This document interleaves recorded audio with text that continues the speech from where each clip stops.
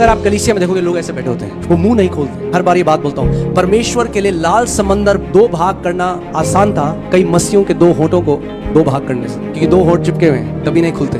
आपको खोलना पड़ेगा, आपको बोलना सीखना पड़ेगा, आपको वचन की घोषणा सीखनी पड़ेगी। कितने ऐसे हमारी मिनिस्ट्री में जो लोग आते हैं जिन्होंने शिक्षा को पाया और वचन की घोषणा करने लगे। यशाया 53:5 को बोलने लगे अलग अलग, पहला पत्रस 2:24, लूका 10:19, भजन संहिता 91, बार बार घोषणा करने लगे वचन की, और परमेश्वर की सामर्थ उनके जीवन में कार्य करने लगी। उनकी रिपोर्ट्स बदल गई। मरकुस 11:23 लगाइए, ये प्रभु यीशु मसीह कह रहा है। मरकुस 11:23 में प्रभु ने कहा, मैं तुमसे सच सच कहता हूं कि जो कोई इस पहाड़ से कहे, पहाड़ क्या है? पहाड़ वो चीज है जो आपके लिए बहुत बड़ी है, असंभव लगता है उस परिस्थिति का बदलना, वो पहाड़ है। आपका पहाड़ आपकी बीमारी हो सकती है, आपका पहाड़ आपका कर्जा हो सकता है, आपका पहाड़ आपकी अलग अलग परिस्थिति हो सकती है। और यीशु ने कहा, मैं तुमसे सच सच कहता हूं कि जो कोई इस पहाड़ से कहे कि तू उखड़ जा और समुद्र में जा पड़, और अपने मन में संदेह ना करे वरन प्रतीति करे, विश्वास की आंखों से उसको देखे, जो कहता हूं वो हो जाएगा,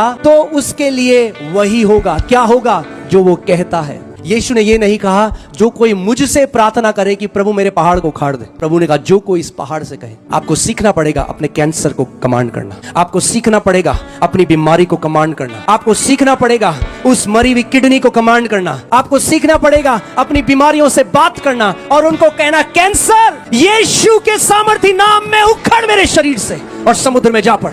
यीशु जब पतरस की सास के पास गया तो उसने बुखार को डांटा, यानी बुखार सुन सकता है। अगर बुखार सुन सकता है तो कैंसर सुन सकता है, अर्थराइटिस सुन सकता है, हृदय का रोग सुन सकता है। जो कोई इस पहाड़ से कहे उखड़ जा और समुद्र में जा पड़, और अपने मन में संदेह ना करे। मैं फिलीपींस में था और फिलीपींस में एक पास्टर मुझे गवाही बताते हैं, उनकी पत्नी को कैंसर हो गया और डॉक्टर ने कहा लास्ट स्टेज है, पूरे शरीर में फैल गया और अभी बचने वाली नहीं है। और उनकी वाइफ और वो मेरे साथ बैठे थे और वो काफी बुजुर्ग हैं, 70 से ऊपर साल के हैं। वो मुझे अपनी गवाही बताती और मुझे इतना टच किया जो उन्होंने बताया। उन्होंने कहा मैं अपने बिस्तर में थी और मैं सोच रही थी हाय मैं तो अब मर जाऊंगी और अब तो मेरा कुछ होगा नहीं, और तभी परमेश्वर की आवाज उनको आई और प्रभु ने कहा उठ अपने बिस्तर से